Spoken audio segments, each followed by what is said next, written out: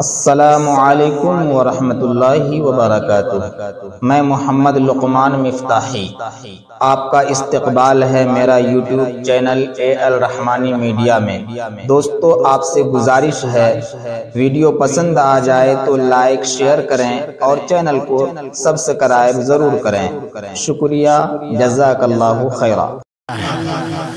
तो ये पैसा क्या खाने के लिए दिया है? अपना घर बनाने के लिए दिया है? जमीन चौकों में खरीदने के लिए दिया है? वो भी कीजिए, घर भी बनाइए, टाइल्स भी लगाइए और बुलेट गाड़ी भी खरीदिए, 4 चक्का पर भी चलिए। लेकिन कितने लोग हाजी हैं पहले मस्कूरी का हमको आज फेरिस बताइए। खाली अपनी दौलत की और तरक्की की, शोहरत की तारीफ करते फिरेंगे। नहीं, यहाँ से हमको बताइएगा कि इतने लोग हाजी हैं इस बस्ती में, कितने लोग हाजी हैं मस्कूरी बस्ती में।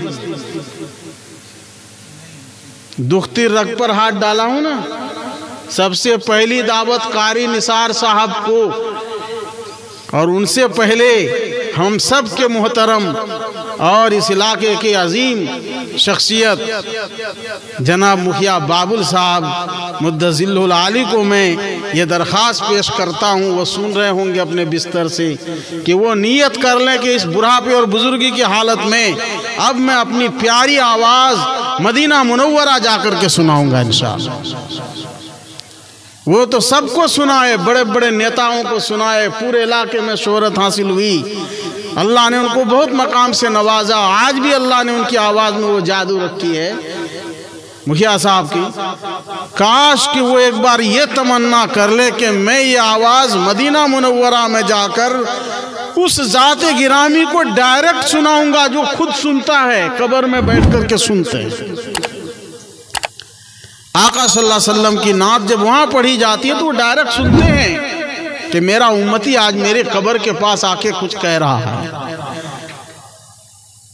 तो मैं कारी निसार साहब से दरख्वास्त करूंगा कि वालिद साहब को तैयार करें और आप खुद लेकर के जाएं। उनको 1 बीघा ज़मीन कहीं खिसकाना हो खिसका लीजिए, लेकिन जाइए और उनकी इमामत में आप लोग तैयारी कीजिए। देखिए मेरे मुअज़्ज़ज़ बुजुर्गों, दोस्तों, इस्लाम के 5 अरकान हैं, 5 बुनियाद हैं।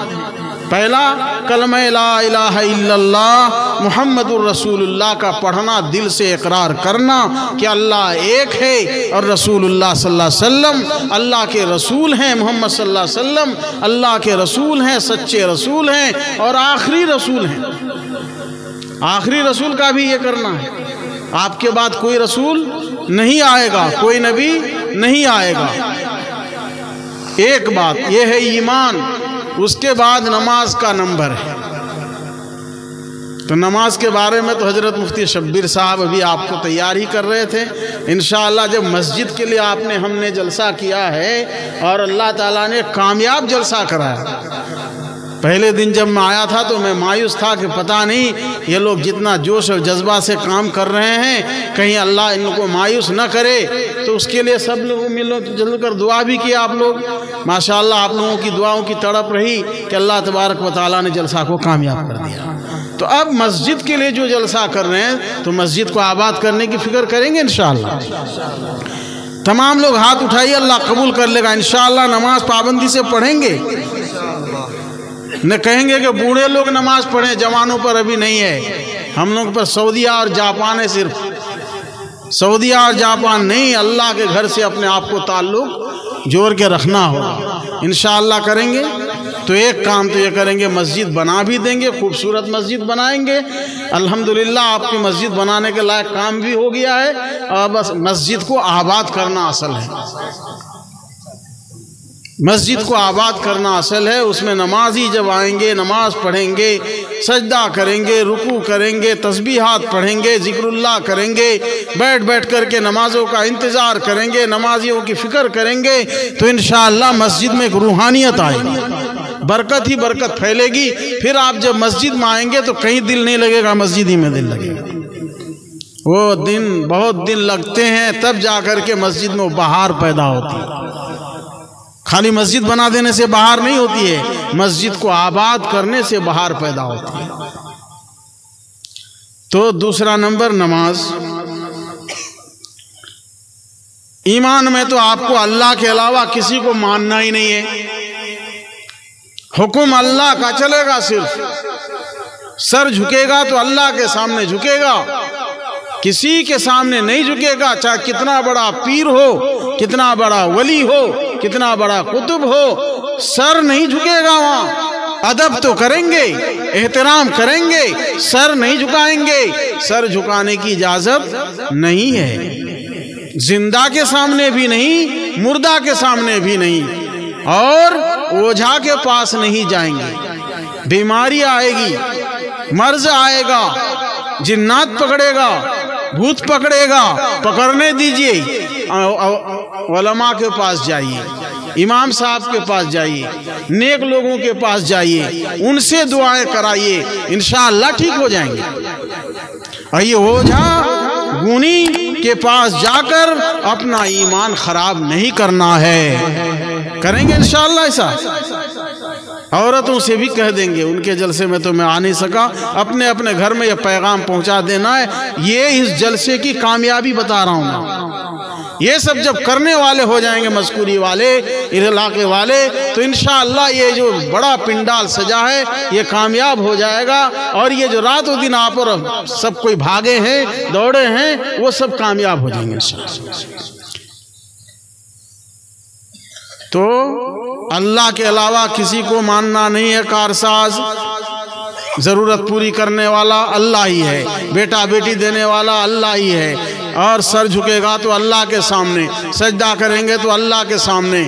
और किसी मुर्दार पर चादर नहीं चढ़ाएंगे, कब्र पर चादर नहीं चढ़ाएंगे, उर्स के मेले में नहीं जाएंगे, मुहर्रम के मेले में नहीं जाएंगे। ये सब तय कर लें। दो, नमाज पढ़ना ही है इंशाअल्लाह, कि नमाज के बगैर मुसलमान नहीं। तीसरी चीज है ईमान, नमाज, उसके बाद है ज़कात। ये माल जो है, माल से इंसान को बड़ी मोहब्बत है। माल जल्दी निकालने के लिए तैयार नहीं होता है, इसलिए जलसा किया गया कि माल निकालो। ये जलसा की बरकत से माल निकला, इंशाअल्लाह माल से मोहब्बत कम होगी और माल अल्लाह के रास्ते में लगा। अल्लाह ताला ने नमाज का जहाँ जहाँ हुक्म दिया है, अक्सर ज़कात का भी हुक्म दिया है। माल खर्च करने के ऊपर अल्लाह ने बहुत उभारा है। ये माल खर्च करने से अल्लाह की कुर्बत मिलती है, बंदा अल्लाह का करीबी बनता है। तो आप और हम में से कौन चाहता है कि न बने करीबी? हम सब चाहते हैं कि अल्लाह का करीबी बन जाए, है कि नहीं? हम सब चाहते हैं कि अल्लाह हमको करीब करे, हम अल्लाह का करीबी बन जाएं। अल्लाह से जो कहें अल्लाह सुन ले, तो अल्लाह को तो देना होगा। अल्लाह कहता है, कौन कर्जा देगा मुझको? कर्जा दे और सूद दर सूद जोड़ करके ले, एक दे 700 तक ले। 10 तो देना ही देना है, 700 तक देगा। 1 लाख खर्चा करो, 7 करोड़ पा जाओ। एक लाख खर्चा करने का कितना मिलेगा? 7 करोड़। 700 लाख हो गया तो 7 करोड़ हुआ कि नहीं हुआ? 7 करोड़ पाना है। मेरे बुजुर्गों भाइयों, वहाँ जब मिलेगा तो हम लोग सोचेंगे कि काश कि हमारा बेटा जो जापान से भेजता था, सऊदीया से भेजता था और दूसरे मुल्कों से भेजता था, या इंडिया के किसी हिस्से से भेजता था, या खेती खलिया करके जो कमाते थे उसमें से अगर खर्च करते तो आज यहाँ मिलता। ये तो दुनिया मिट्टी हो ही जाएगी, दुनिया की हर चीज मिट्टी हो जाएगी, गल जाएगी। असल तो कामयाबी वहाँ है, उसके लिए तैयारी शुरू कर दीजिए। तो ज़कात देने का निज़ाम बनाइए। याद रखिए, जो ज़कात नहीं देता है, अल्लाह के रास्ते में माल खर्च नहीं करता है, अल्लाह इन मालों को सांप की शक्ल देगा। क़यामत के दिन किसकी शक्ल देगा? सांप बना देगा इसको। ये सांप बन करके गले में लटकेगा और डंक मारेगा और कहेगा, अना कंजू का, अना मालू का, मैं तुम्हारा माल हूं, मैं तुम्हारा खजाना हूँ जो दुनिया में तुम पेटी में कस कस के रखते थे, बैंक में जमा करके रखते थे और दुनिया वालों से छुपा करके जाके बैंक में जमा करते थे, यहाँ वहाँ जमा करते थे, वो मालों से जमीन खरीदते थे लेकिन ज़कात नहीं देते थे। मैं तुम्हारा वही माल हूँ जिसको तुम सब कुछ समझते थे, अब मैं सांप बन गया हूँ, मैं तुझे डस रहा हूँ। तो अपना माल कमा के हम सांप बनाएंगे? इंशाअल्लाह नहीं बनाएंगे। सब लोग ज़कात अदा करने वाले बनेंगे। ये माल के बारे में अल्लाह ने फरमाया, अल्लज़ीना यकनिज़ूना अज़्ज़हब वल फ़िज़्ज़ा वला युनफ़िक़ूना फ़ी सबीलिल्लाह फ़बश्शिरहुम बिअज़ाबिन अलीम।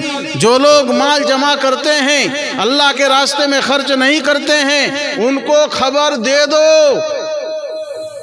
उनको बशारत दे दो, उनको खुशखबरी सुना दो। चिराह के बोलता है अल्लाह, माल खर्चा नहीं करते, खुशखबरी कौन चीज़ की? ये बदखबरी है। लेकिन अल्लाह कहता है उसको चिराह करके कि उनको खुशखबरी सुना दो कि क़यामत के दिन अज़ाब अलीम होगा, दर्दनाक अज़ाब होगा।